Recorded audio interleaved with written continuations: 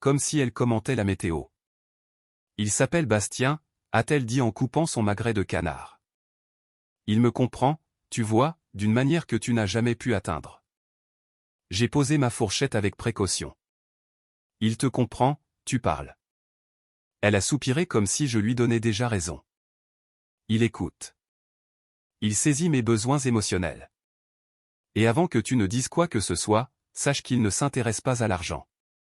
Le matériel lui est égal. Il est authentique. Authentique. Ce mot est resté suspendu dans l'air entre nous. Donc, tu vois quelqu'un, ai-je dit, sans que ce soit une question. Ce n'est pas ce que tu crois. Il n'y a rien eu de physique. C'est bien plus profond. C'est une connexion au niveau de l'âme. Elle m'a regardé, et j'ai vu qu'elle y croyait vraiment. Je pense que j'ai besoin d'explorer cela, de voir où ça mène. Pendant que nous sommes encore mariés, je préfère être honnête avec toi sur mes sentiments. N'est-ce pas ce que tu as toujours voulu? De la communication? J'ai failli éclater de rire. La communication, vraiment? 12 ans que je travaille plus de 50 heures par semaine en tant que cadre pendant qu'elle se trouvait, à travers des retraites de yoga à Bali et des passions coûteuses les unes après les autres. 12 ans que je couvrais les frais de la clinique privée de son père quand sa mutuelle ne suivait plus. 12 ans de compte joint qu'elle était la seule à vider. Mais je n'ai rien dit de tout ça. Pas encore. Parle-moi de lui, ai-je simplement demandé. Son visage s'est immédiatement éclairé. C'est un photographe indépendant, très artiste. Il vit simplement, n'a besoin de rien. C'est ce que j'admire le plus chez lui, son authenticité. Il m'a montré qu'il y a plus dans la vie que d'accumuler des biens. J'ai hoché la tête lentement.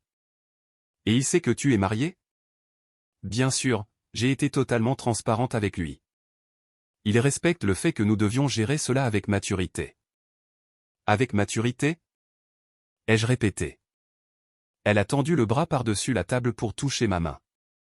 Je sais que c'est difficile, mais je veux que tu comprennes qu'il ne s'agit pas d'un échec de ta part. Certaines personnes ne sont simplement pas faites pour rester ensemble éternellement. Nous avons fait notre temps. Nous avons fait notre temps. À l'imparfait. Comme si 12 ans n'était qu'une phase dont elle s'était lassée. Est-ce qu'il est au courant pour la situation de ton père? Ai-je demandé. Elle a retiré sa main. Quel rapport avec la choucroute? Juste par curiosité. Est-ce que cet authentique et non matérialiste Bastien sait que les soins de ton père coûtent environ 7 000 € par mois et que je les règle depuis 3 ans? Sa mâchoire s'est contractée. C'est totalement différent, n'est-ce pas? Tu essaies de ramener ça à l'argent. Ce n'est pas le cas. Il s'agit d'épanouissement émotionnel, de se sentir enfin reconnu. Je me suis levé. Je dois passer un coup de fil. On est en pleine conversation, a-t-elle protesté. Je sais. Je reviens tout de suite. Je suis allé dans mon bureau et j'ai fermé la porte. J'ai sorti mon téléphone. Mon avocat, Maître Lefebvre, a décroché à la 2e sonnerie. J'ai besoin que vous fassiez 3 choses demain matin, ai-je dit calmement. Fermez toutes les lignes de crédit jointes. Annuler les prélèvements automatiques pour les frais médicaux de son beau-père et lancer la procédure pour retirer son nom de toute jouissance sur la propriété. Il y a eu un silence. C'est radical. Que s'est-il passé? Elle a trouvé son âme sœur. Quelqu'un d'authentique qui se moque de l'argent. Oh, un autre silence. La maison est à votre nom seul à cause de ses anciens problèmes de surendettement, n'est-ce pas? C'est exact. Alors légalement, nous pouvons avancer. Pour les crédits, cela prendra 24 heures. Pour les frais médicaux, je peux stopper les mandats immédiatement. Pour l'acte notarié, il faudra environ 1 semaine. Parfait. Vous êtes sûr de vous? Pas de délai de réflexion? J'ai pensé à Julie dans la pièce d'à côté. Sûrement en train de vérifier si elle avait des messages de Bastien. À la façon dont elle venait de parler de nos 12 ans au passé. À la façon dont elle s'attendait réellement à ce que je finance son voyage initiatique avec un autre homme. Je suis sûr, ai-je dit. Très sûr. Quand je suis revenu dans la salle à manger, elle débarrassait les assiettes. Tout va bien? Très bien. Je gérais juste quelques affaires. Elle a souri, d'un air presque compatissant. Tu as toujours été tellement focalisé sur ton travail. C'est une partie de ce dont je te parlais. Bastien et moi, nous parlons de philosophie, d'art, de ce qui compte vraiment. Ça a l'air profond. Ne sois pas sarcastique. J'essaie d'être honnête avec toi. Je l'apprécie, ai-je répondu, et je le pensais. Son honnêteté rendait les choses bien plus faciles. Elle s'est approchée, d'un ton plus doux. Je ne veux pas te blesser.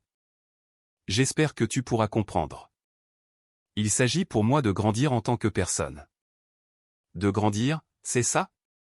Tu verras, quand tu auras pris le temps de digérer, tu réaliseras que nous méritons tous les deux d'être heureux. Vraiment heureux.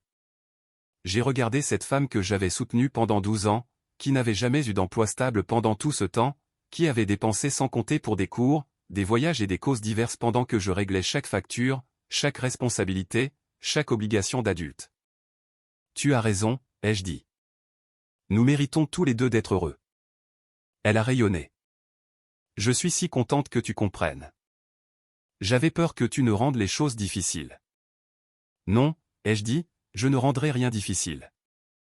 La difficulté allait arriver toute seule dans environ 12 heures, quand sa carte bleue cesserait de fonctionner, quand la clinique appellerait pour le paiement impayé de son père, quand elle réaliserait que l'amour authentique et non matérialiste ne payait ni le loyer, ni les courses, ni les urgences médicales. Mais ce soir-là, je me suis contenté de sourire et de la laisser croire ce qu'elle voulait. La partie ne faisait que commencer et, contrairement à Julie, je préparais mes coups avec soin depuis des années. Elle ne le savait pas encore. Les 48 heures suivantes furent intéressantes. Je suis allé travailler normalement. Je suis rentré normalement. J'ai fait le dîner, regardé la télé, existé dans le même espace que Julie pendant qu'elle flottait dans la maison avec une légèreté nouvelle. Elle envoyait des SMS sans arrêt, souriait à son écran, passait des appels dans d'autres pièces derrière des portes closes. Je n'ai posé aucune question. Je n'en avais pas besoin. Mercredi soir, elle est descendue dans le salon portant une nouvelle robe. Je retrouve des amis pour dîner. Amuse-toi bien, ai-je dit sans lever les yeux de mon ordinateur. Tu ne me demandes pas qui? Non. Elle a hésité un instant, s'attendant probablement à une scène. Ne l'obtenant pas, elle est partie. J'ai entendu sa voiture sortir de l'allée. 30 minutes plus tard, mon téléphone a vibré. Numéro inconnu. Monsieur Martin. Ici l'accueil de la clinique des Rosiers. Je vous appelle concernant le compte de Monsieur Marchand. Le père de Julie, pile à l'heure. Oui. Le prélèvement automatique pour ce mois-ci a été rejeté. Le solde est actuellement de 8 200 €. Pouvons-nous mettre à jour vos coordonnées bancaires? Non, ai-je répondu, je ne suis plus responsable de ce compte. Silence. Dans ce cas, je suis navré, mais sans paiement, nous devrons discuter de solutions alternatives pour la prise en charge de Monsieur Marchand. Vous devrez voir cela avec sa fille, Julie Martin. Je peux vous donner son portable. J'ai dicté le numéro. J'entendais la femme taper au clavier. Merci, nous allons la contacter directement. Je vous en prie. J'ai raccroché et je me suis remis au travail. Julie allait recevoir cet appel bientôt, probablement au moment même où elle essaierait de payer son dîner avec sa carte. Effectivement, 1 heure plus tard, mon téléphone a explosé. 3 appels manqués, 4 SMS. Rappelle-moi. Pourquoi tu ne réponds pas? La clinique vient d'appeler. Ma carte ne passe pas. J'ai terminé le mail que j'écrivais. Je l'ai sauvegardé. Puis je l'ai rappelé. Qu'est-ce qui se passe? Sa voix était stridente. Le bruit de fond indiquait qu'elle était encore au restaurant. Ma carte a été refusée devant tout le monde et la clinique a appelé pour papa en disant que tu avais coupé les paiements. C'est exact. Comment ça, c'est exact? Tu ne peux pas simplement arrêter de payer pour ses soins. En fait, si. C'était mon argent qui payait. Mais il a besoin de cet établissement. Il menace de le transférer. Alors tu devrais probablement trouver une solution de financement. Je n'ai pas 8 000 €. C'est fâcheux. Un long silence. Je l'entendais respirer, essayant de contrôler sa colère. C'est à cause de Bastien. C'est parce que je réorganise mes finances. Ne me sors pas ton jargon de bureaucrate. Tu me punis. Je ne punis personne. Je cesse simplement de financer certaines dépenses. Tu es une adulte. Ton père est ta responsabilité. Notre responsabilité. Nous sommes mariés, non? Parce qu'il y a 2 jours, tu m'as dit que tu avais trouvé ton âme sœur. Que nous avions fait notre temps. Au passé. Silence. Marc. Je dois y aller. Sa voix était différente, plus petite. On en reparlera quand je rentrerai. Bien sûr. Elle a raccroché. J'ai posé mon téléphone et je suis retourné sur mon ordinateur. Le truc avec les gens qui n'ont jamais eu à se soucier de l'argent, c'est qu'ils ne comprennent pas que tout est lié. Julie pensait que les cartes fonctionnaient par magie, que les soins de son père arrivaient par miracle, que la maison, les voitures, le train de vie, tout cela existait indépendamment de tout effort. Elle était sur le point de recevoir une leçon. Elle est rentrée 2 heures plus tard, a fait irruption dans le salon où je lisais. Bastien a dû payer le dîner. C'est gênant. Ne commence pas. Elle faisait les 100 pas devant moi. Tu dois régler ça. Les cartes, le traitement de mon père, tout. Non. Comment ça, non? J'ai posé mon livre et je l'ai regardé droit dans les yeux. Je veux dire non. Je ne règle rien du tout.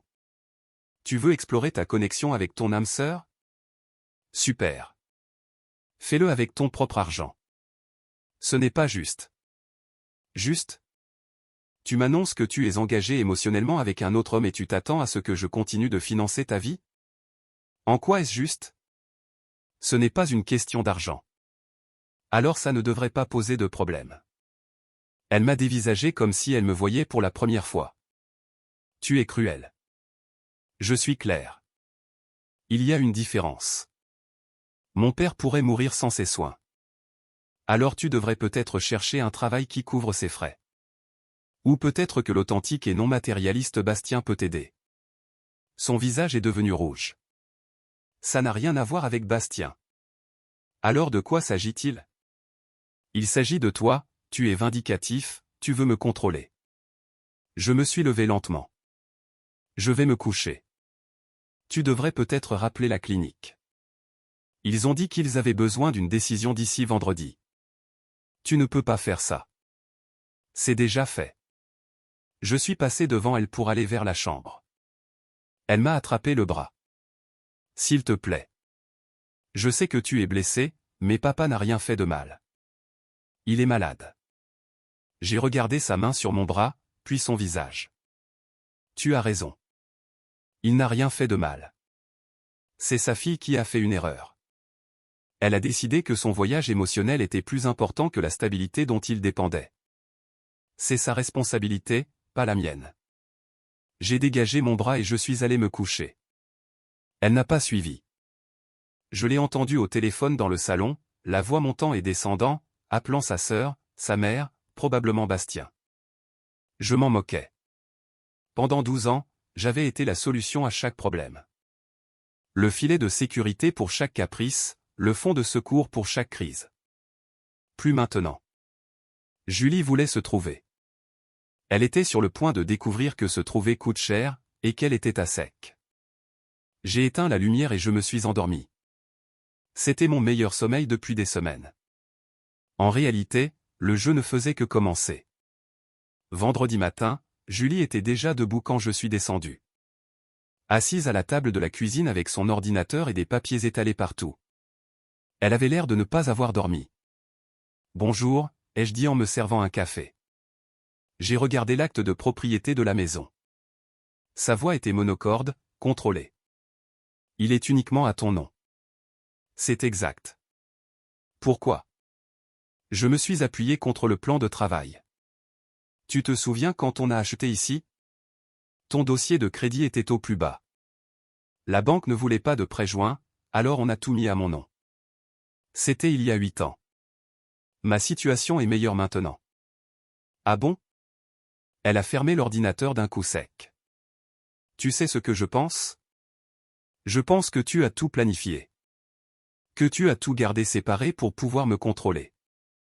J'ai tout gardé séparé parce que c'est ce que la banque exigeait. Si tu veux réécrire l'histoire, libre à toi. Mais les faits sont là. Alors qu'est-ce qui se passe maintenant? Tu vas juste me mettre dehors? Ça dépend. De quoi? De ce que tu veux faire. Si tu veux rester marié, on peut envisager une thérapie de couple. Si tu veux poursuivre ton âme sœur, on lance la séparation. C'est ton choix. Elle a ri, un rire amer. Une thérapie.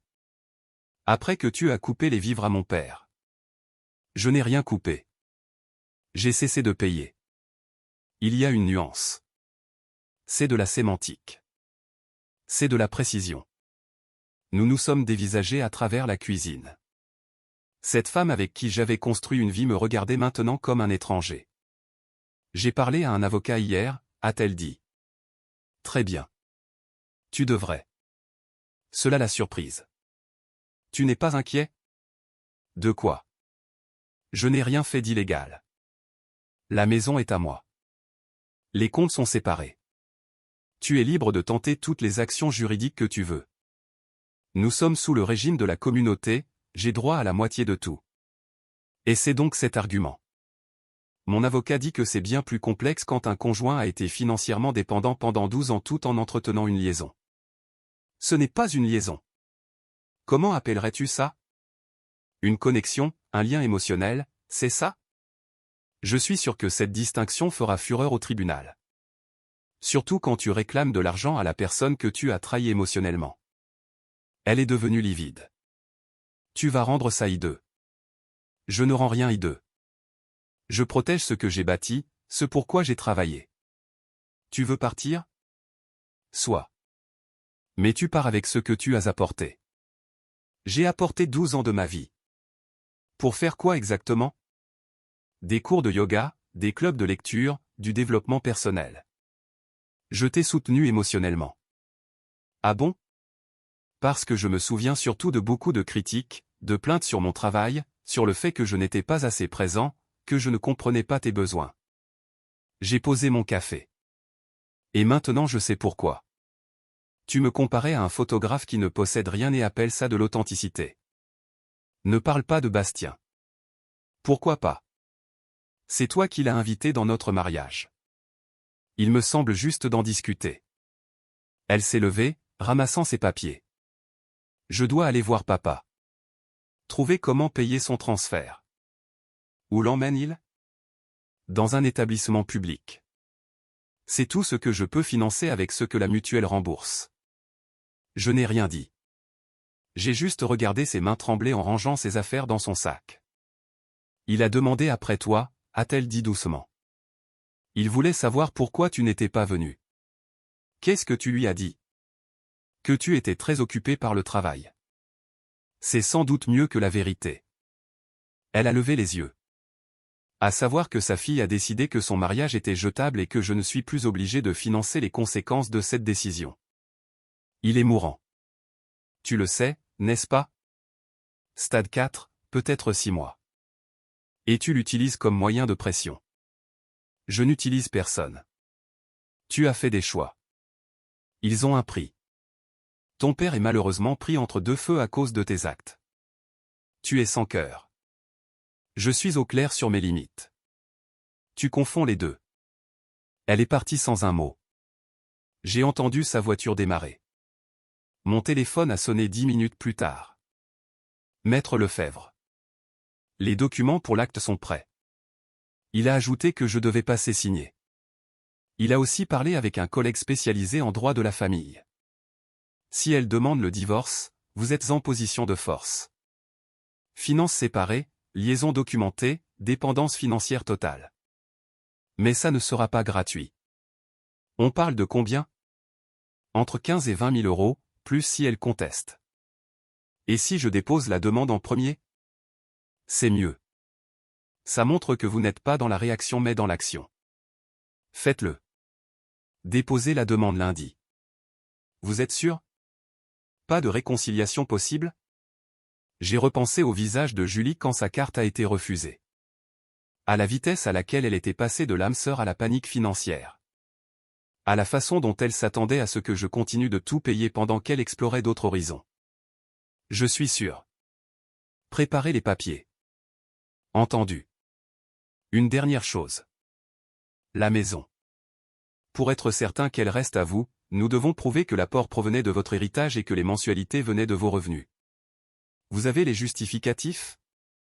Tout. Avis d'imposition, relevé bancaire, fiche de paie. Tout. Parfait. Apportez-les. Après avoir raccroché, je suis resté assis dans le silence de la cuisine. 12 ans, envolés en une semaine. Mais honnêtement, c'était déjà fini depuis longtemps. Je refusais juste de l'admettre. Julie est revenue le soir, épuisée. Elle ne m'a pas parlé, elle est allée directement dans la chambre. Je lui ai laissé son espace, j'ai fait à manger pour moi seul. Vers 21h, elle est redescendue. On peut parler? Je t'écoute. Elle s'est assise en face de moi. J'ai parlé à Bastien aujourd'hui. Je lui ai expliqué la situation. Il pense qu'on est peut-être allé trop vite. Que je devrais me concentrer sur ma famille pour l'instant. J'ai presque ri. Comme c'est pratique. Qu'est-ce que tu veux dire par là? Ça veut dire que ton âme sœur authentique et spirituelle s'est volatilisée dès que ta situation financière est devenue complexe. Quel timing incroyable. Ce n'est pas ça. Il est prévenant. Il est malin. Il a signé pour une femme mariée avec des ressources, pas pour une femme séparée avec des problèmes. Tu ne le connais pas. Pas besoin. J'ai déjà vu ça. Les gens qui prônent l'authenticité et le mépris du matériel sont souvent les premiers à fuir quand le frigo est vide. Elle est restée silencieuse un long moment. Qu'est-ce que tu attends de moi? Rien. Je veux que tu décides de ce que tu veux et que tu assumes les conséquences. Et si je veux arranger les choses entre nous? Alors tu devras le prouver. Et pas avec des mots. Avec des actes, des choix, des changements radicaux. Comme quoi? Comme couper tout contact avec Bastien. Comme trouver un vrai travail. Comme prendre la responsabilité de tes propres dépenses. Comme me montrer que tu tiens à ce mariage plus qu'à ton petit voyage intérieur. Elle a regardé ses mains. C'est beaucoup demandé. Ça s'appelle être une adulte dans un couple. Je le fais depuis 12 ans. À ton tour. J'ai besoin de réfléchir. Prends tout le temps qu'il te faut, mais sache une chose. Je n'attendrai pas que tu te décides. Lundi, les papiers seront déposés. Soit tu fais partie de la solution, soit tu fais partie du passé. Elle s'est levée. Tu as changé. Non, ai-je dit, j'ai juste arrêté de faire semblant. Je ne m'étais pas rendu compte à quel point tout était à sens unique. Elle est remontée. J'ai entendu la porte se fermer. Je suis resté là à boire un café froid, pensant à la vitesse à laquelle tout bascule quand on cesse d'être utile. 12 ans à être le pilier, le pourvoyeur, le filet de sécurité, et en une semaine, elle avait tout brûlé pour quelqu'un qui avait disparu dès que l'amour demandait un vrai sacrifice. Je ne me sentais pas victorieux, juste las. Mais au moins, j'étais lucide. Lundi allait être intéressant. Lundi est arrivé plus vite que prévu pour Julie. Je suis parti tôt, j'ai signé les documents chez Maître Lefebvre et je suis allé travailler comme si de rien n'était. Pour moi, c'était une journée normale. J'avais pris ma décision, je l'exécutais et j'avançais. Julie ne le savait pas encore. Elle l'apprendrait bien assez tôt. Ce soir-là, en rentrant, j'ai trouvé sa sœur, Marion, dans mon salon. Julie était sur le canapé, les bras croisés, l'air défiant. On doit parler, a dit Marion. J'ai posé ma sacoche. À quel sujet? De ce que tu fais à ma sœur et à notre père. Je ne fais rien à votre père. Je cesse simplement de financer ses soins. C'est différent. Il est mourant. Je sais, et j'en suis désolé. Mais ces frais médicaux ne sont pas de mon ressort. Marion s'est levée. Elle était plus grande que Julie, plus incisive. Ça ne te dérangeait pas de payer pendant 3 ans. Qu'est-ce qui a changé? Ta sœur a trouvé son âme sœur. Elle a décidé que notre mariage était au passé. Cela a changé ma volonté de financer sa vie. Donc tu punis un vieil homme malade pour des problèmes de couple. J'établis des limites. Si ça ressemble à une punition, demande-toi plutôt pourquoi les choix de Julie impactent la santé de ton père. Tu es incroyable, a lancé Marion. Je suis clair. Les gens confondent souvent. Julie a fini par parler. Dis-lui pour les papiers du divorce. Marion s'est tournée vers elle. Quel papier? Il a déposé la demande ce matin. Sans même m'en parler. Je l'ai appris quand l'huissier a sonné à midi. Tu savais que ça arrivait, ai-je répondu. Je te l'ai dit vendredi. Lundi, les papiers seraient déposés. Je pensais qu'on allait encore discuter. On a discuté. Tu as dit que tu avais besoin de réfléchir. Je t'ai laissé le week-end. Mon calendrier n'a pas bougé. Marion nous regardait tour à tour. C'est de la folie. Tu jettes 12 ans pourquoi? Une connexion émotionnelle que Julie a eue avec quelqu'un? Au passé, a-t-elle dit. Intéressant. Et je ne jette rien. Je mets fin à quelque chose qui était déjà mort. Julie ne voulait juste pas l'admettre tant que l'argent coulait. Ce n'est pas juste, a dit Julie. Juste? Tu veux parler de ce qui est juste? Parlons de mes 12 ans de travail pendant que tu te cherchais.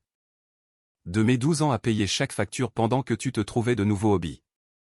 De mes 12 ans à payer pour ton père pendant que tu parlais de vie authentique avec un type qui a un appareil photo et se prend pour un artiste. Bastien est un photographe reconnu. Et il est où maintenant? Silence, non. Si reconnu qu'il s'est évaporé dès que tes cartes ont été bloquées. Marion s'érassèse. Julie m'a dit ce qui s'est passé au restaurant. Est-ce qu'elle t'a dit comment elle m'a présenté le concept de son âme sœur? Entre le fromage et le dessert, comme si elle parlait d'un nouveau cours de yoga. Elle dit que tu ne comblais pas ses besoins émotionnels. Je ne comblais pas ses besoins émotionnels. Formidable. Et elle comblait quoi? Parce que d'où je suis, j'ai comblé chaque besoin pratique en ne recevant que des critiques en retour. Le mariage, c'est plus que payer des factures, a dit Marion. Tu as raison. C'est aussi la loyauté, le respect, et ne pas chercher un remplaçant pendant que ton conjoint finance ta vie. La voix de Julie a tremblé. Je ne cherchais pas de remplaçant. Je suis tombée amoureuse en 12 jours. Tu as rencontré Bastien il y a 12 jours à un vernissage. J'ai vérifié ton agenda. 12 jours et tu es amoureuse. Mes 12 ans avec moi n'ont pas suffi pour mériter un minimum d'honnêteté. Elle a eu l'air choquée. Tu as fouillé dans mon agenda? C'est un agenda Google partagé. Tu m'as littéralement donné l'accès. Mais bien sûr, essayons de détourner le sujet sur la vie privée plutôt que sur le fait que tu tombes amoureuse d'un inconnu. Marion a levé les mains. Ce n'est pas productif. Julie, tu devrais peut-être venir chez moi quelque temps. Le temps que ça se calme. Elle peut aller où elle veut, ai-je dit, mais elle n'emporte rien de ce qui est à moi. La maison et les voitures sont à mon nom. Les meubles, c'est moi qui les ai payés. Elle part avec ce qu'elle a apporté. Tu ne peux pas la mettre dehors de sa propre maison. Ce n'est pas sa maison. C'est la mienne. Son nom n'est pas sur l'acte. Il ne l'a jamais été parce que son crédit était catastrophique. Et à qui la faute? À moi pour l'avoir permis ou à elle pour avoir créé cette situation? Julie s'est levée. Je vais chercher des vêtements. Puis je m'en vais. Prends ce qu'il te faut. Elle est montée. Marion est restée à me fixer. Tu as vraiment tout calculé, dit-elle doucement. J'ai eu 12 ans pour y réfléchir. Je ne voulais juste pas voir la vérité, j'étais une commodité, un socle stable sur lequel elle bâtissait ses rêves. Mais je n'ai jamais fait partie de ses rêves, j'étais juste le financeur. Elle t'aime. Elle aime ce que je lui apportais. Il y a une différence. Marion s'est levée. Tu vas le regretter. Peut-être, mais j'en doute. Julie est redescendue avec 2 valises. Elle refusait de me regarder. Je reviendrai pour le reste de mes affaires, a-t-elle dit. Très bien, préviens-moi pour que je sois là. Elles sont parties. La maison est devenue silencieuse. Je suis resté dans le salon un moment, savourant ce calme. Mon téléphone a vibré, un SMS d'un numéro inconnu. Sébastien. On devrait parler. J'ai fixé le message un long moment, puis j'ai bloqué le numéro. Je n'avais pas besoin de lui parler. Pas besoin de ses explications ou de ses justifications. Il était hors sujet. Il l'avait toujours été. Ce n'était pas à cause de lui. C'était à cause du choix de Julie de regarder ailleurs tout en profitant des fondations que j'avais construites. Et maintenant, elle apprenait ce qu'était la vie sans ces fondations. J'ai fait mon dîner, mangé en silence, regardé la télé seule. Ça aurait dû être pesant, mais non. C'était la paix. Le lendemain matin, j'ai reçu un appel de la mère de Julie. J'ai laissé sonner. Puis de sa tante, puis de 2 de ses amis. Je n'ai répondu à personne. Mercredi, la rumeur s'était propagée.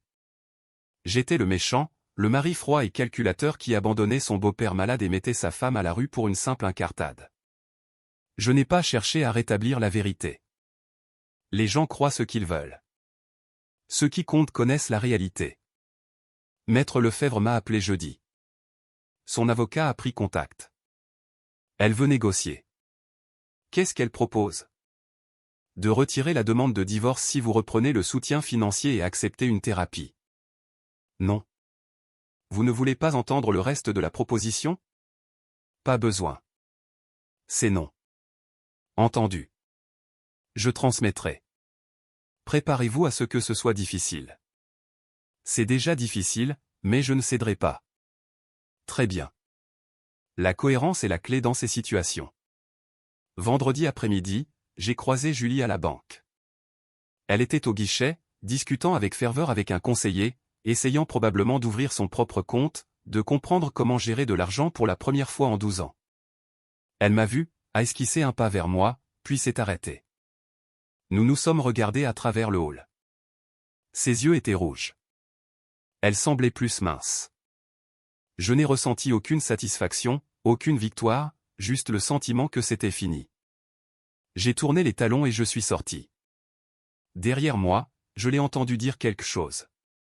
Je n'ai pas compris les mots. Ça n'avait pas d'importance. Certaines conversations sont finies avant même de commencer. Celle-ci s'était terminée au moment où elle avait prononcé le mot « âme sœur » en s'attendant à ce que je continue de payer pour sa vie. Tout ce qui suivait n'était que de la paperasse. 3 semaines après la séparation, la réalité avait fini par rattraper Julie. Je le savais parce que Marion m'a appelé. Un vrai appel, pas un SMS. Elle a trouvé un travail, a dit Marion sans préambule. Tant mieux pour elle. Dans un supermarché. Elle remplit les rayons. À peine le SMIC. C'est un début. Elle travaille 40 heures par semaine et peut à peine payer le loyer de la chambre qu'elle loue.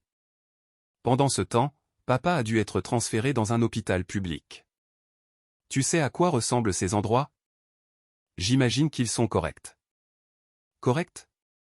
Vraiment? La voix de Marion était dure. Il pleure à chaque fois qu'on lui rend visite. Il dit qu'il veut rentrer chez lui, mais il n'y a plus de « chez lui ». Ce n'est plus mon problème. Comment peux-tu être aussi froid? Je ne suis pas froid. Je ne suis plus responsable de résoudre des problèmes que je n'ai pas créés. Julie a fait une erreur. Julie a fait un choix. Plusieurs choix. Et maintenant elle en assume les conséquences. Ce n'est pas de la froideur. C'est la vie. Elle m'a raccroché au nez.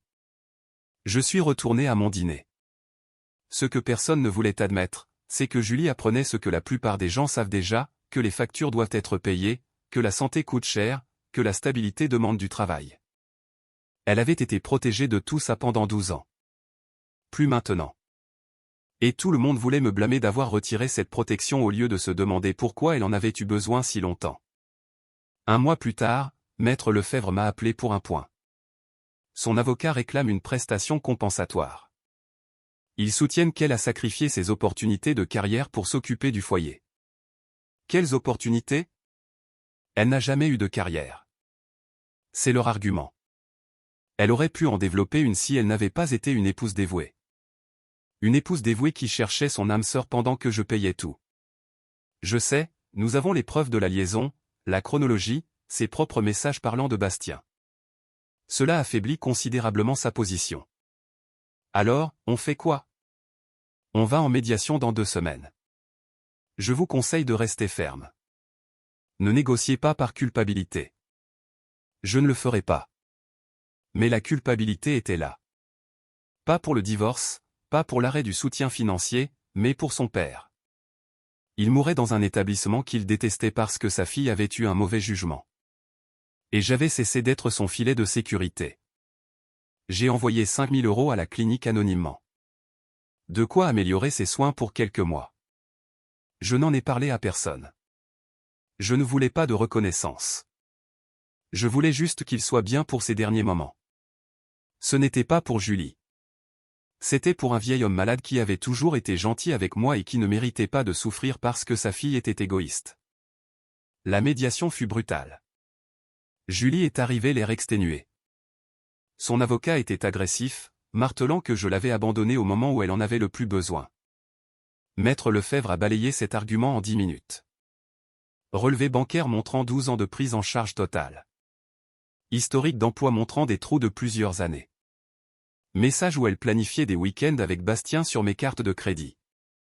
Votre cliente, a dit Maître Lefebvre calmement, entretenait une liaison émotionnelle tout en étant financièrement dépendante de mon client.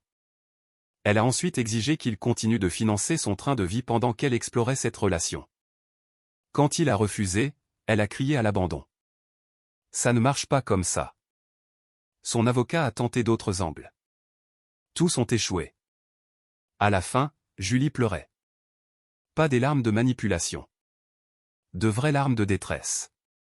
Je ne me sentais pas victorieux, juste fatigué. L'accord fut simple. Elle gardait ses effets personnels et recevait 5 000 €. Je gardais tout le reste. Pas de prestations compensatoires. Rupture nette. Elle a signé les papiers d'une main tremblante. À la sortie du bureau, elle m'a arrêté. On peut se parler juste 1 minute? J'ai regardé ma montre. J'ai 5 minutes. Nous nous sommes assis sur un banc. Elle semblait plus petite, comme si le mois écoulé l'avait physiquement diminuée. Je suis désolé, a-t-elle dit. Je sais que ça ne répare rien, mais j'avais besoin de le dire. J'ai été égoïste. Je me suis convaincu que je méritais plus sans apprécier ce que j'avais déjà. C'est tout. Juste, c'est tout? Qu'est-ce que tu veux que je dise? Que je te pardonne? Qu'on va arranger ça? On ne peut pas. Tu as brûlé les ponts quand tu as décidé que j'étais remplaçable. Bastien était un fantasme. Je le sais maintenant. Il a arrêté de répondre après la 2e semaine. Je sais. Elle a levé les yeux. Comment? Parce que les gens qui parlent d'authenticité et de mépris du matériel sont souvent les premiers à partir quand les choses se corsent. Je te l'avais dit. Tu l'avais dit. Elle a essuyé ses yeux. J'ai pris un 2e travail. De nuit dans un entrepôt. J'essaie d'économiser pour remettre papa dans une meilleure structure. C'est bien. L'hôpital public est terrible. Il a perdu 7 kilos. Il ne me reconnaît plus la moitié du temps. Je n'ai pas mentionné le virement anonyme. Je ne voulais pas qu'elle sache. Je suis désolé qu'il souffre, ai-je dit, et je le pensais. Tu le es vraiment? Parce que tu pourrais régler ça d'un coup de fil. Non, je ne pourrais pas, car régler ça reviendrait à t'assister encore une fois. Et j'en ai fini avec ça. Même si ça veut dire que papa en pâtit. Ton père souffre à cause de tes choix, pas des miens. Sur ce, elle s'est levée. Tu es devenu tellement dur. Je suis devenu lucide. Il y a une différence. Elle s'est éloignée sans se retourner. Je suis resté là un moment à regarder passer les voitures, pensant à ces 12 ans passés à être tout ce dont Julie avait besoin. Pourvoyeur, soutien, filet de sécurité, bouc émissaire. Et comment au final rien de tout cela n'avait compté car je n'étais jamais ce qu'elle voulait vraiment, juste ce qui était pratique jusqu'à ce que quelque chose de plus brillant apparaisse. Mon téléphone a vibré. Un message de mon ami Conrad me demandant si je voulais aller boire un verre. Oui, ai-je répondu. Je suis libre. Libre. C'était le mot juste. Je suis allé au bar, j'ai retrouvé Conrad, je lui ai raconté l'essentiel. Il a écouté sans juger. Tu as fait ce qu'il fallait, a-t-il dit. C'était dur, mais c'était juste. Je n'ai pas l'impression que ce soit juste. Ça viendra. Laisse-toi du temps. Peut-être avait-il raison. Peut-être pas. Quoi qu'il en soit, j'avançais. Ce soir-là, allongé dans mon lit dans ma maison silencieuse, j'ai pensé à Julie cumulant 2 jobs. À son père dans cet hôpital. À la vitesse à laquelle tout s'était effondré dès que j'avais cessé de tout porter. Et j'ai réalisé quelque chose. Elle ne me manquait pas. C'était la version d'elle que j'avais imaginée qui me manquait. La partenaire que je pensais avoir, mais qui n'avait jamais existé. J'avais été en couple avec un potentiel pendant 12 ans, attendant qu'elle devienne celle dont j'avais besoin. Elle ne l'a jamais fait. Et ce n'était pas mon échec. C'était le sien. J'ai éteint la lumière et fermé les yeux. Demain, je me réveillerai pour continuer à construire une vie qui ne m'obligerait pas à sacrifier ma dignité pour le confort d'un autre. Pour la première fois en 12 ans, cela semblait enfin possible. 6 mois plus tard, le divorce était prononcé. J'ai reçu les papiers par courrier un mardi. Signé, scellé, officiel. 12 ans réduits à un document juridique. Je ne me sentais pas triste. Pas soulagé non plus. J'avais juste l'impression de refermer un livre que j'aurais dû poser depuis longtemps. Le travail marchait bien. J'avais pris un nouveau projet, quelque chose qui me stimulait vraiment. Je passais mes soirées comme je l'entendais. Je voyais mes amis quand j'en avais envie. Je vivais dans mon propre espace sans marcher sur des œufs émotionnels. C'était calme, mais c'était à moi. 3 semaines après le jugement définitif, j'ai croisé Julie dans une station-service. Pur hasard. Elle mettait de l'essence dans une vieille berline que je ne connaissais pas. Elle m'a vu, s'est figée une seconde, puis a fait un signe de tête. J'ai répondu de la même manière. Nous ne nous sommes pas approchés. Nous n'avons pas parlé. Nous avons juste reconnu l'existence de l'autre avant de retourner à nos vies respectives. Elle semblait différente, plus marquée, plus vieille, fatiguée d'une fatigue qui allait au-delà du physique. Je me suis demandé si elle pensait parfois à Bastien, à la vitesse à laquelle son âme sœur s'était éclipsée, à la façon dont 12 jours de fantasme lui avaient coûté 12 ans de stabilité. Probablement. Mais ce n'était plus mon problème. J'ai fini de faire le plein, je suis remonté en voiture et je suis rentré chez moi. Ce soir-là, Conrad m'a appelé. Comment ça va? Bien, en fait. Vraiment bien. J'ai croisé Julie aujourd'hui. Je n'ai rien ressenti. Pas de colère, pas de regret, rien. C'est ça, la croissance, mon pote. Peut-être. Ou peut-être que c'était simplement l'acceptation. L'acceptation que certaines personnes prendront tout ce que vous offrez et regarderont quand même ailleurs. Que vous pouvez construire une vie confortable à quelqu'un et qu'il vous en voudra pour ça. Que d'être un filet de sécurité ne garantit pas la loyauté, seulement la dépendance. J'avais appris ces leçons à la dure. Mais je les avais apprises. Une semaine plus tard, j'ai appris par des connaissances communes que le père de Julie était décédé.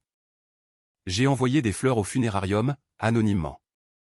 Un dernier geste pour un homme qui avait été bon avec moi. Je n'ai pas assisté à la cérémonie. Ce chapitre était clos. La vie continuait.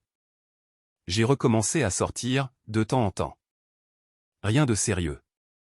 Je me concentrais sur moi, sur mes amis, sur la construction de quelque chose qui m'appartenait vraiment au lieu de porter les rêves de quelqu'un d'autre. Parfois, je repensais à ces 12 ans, aux signes avant-coureurs que j'avais ignorés, aux alertes que j'avais minimisées, aux comportements que j'avais tolérés parce que c'était plus facile que de regarder la vérité en face. Je ne ferai plus ces erreurs. Pas parce que j'étais aigri, mais parce que j'avais enfin compris ma propre valeur, et que je n'étais plus intéressé par quelqu'un qui ne la voyait pas aussi. La maison semblait différente maintenant. Pas vide, juste spacieuse. De la place pour respirer, de la place pour grandir, de la place pour exister sans calculer constamment la température émotionnelle de quelqu'un d'autre. J'avais passé 12 ans à être ce dont Julie avait besoin. Pourvoyeur, soutien, solution. Maintenant, j'étais juste moi-même, et c'était suffisant. Plus que suffisant, en fait. C'était tout. Certaines personnes passent leur vie entière à attendre que les autres les apprécient. J'avais arrêté d'attendre, j'avais commencé à vivre. Et pour la première fois en 12 ans, j'étais exactement là où je devais être. Seul, mais pas isolé. Libre, mais pas perdu. Au clair sur qui j'étais et sur ce que je méritais. Julie avait trouvé son âme sœur et avait tout perdu en lui courant après. J'avais perdu ma femme et je m'étais trouvé moi-même. Au bout du compte, c'est moi qui avais fait la meilleure affaire, et je le savais.